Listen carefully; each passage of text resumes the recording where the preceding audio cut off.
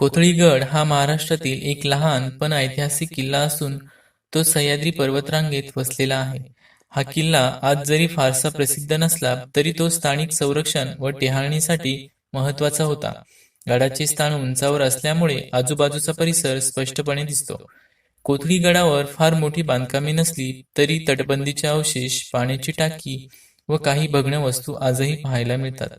या अवशेषांवरून त्या काळातील गड रक्षणाची रचना समजते.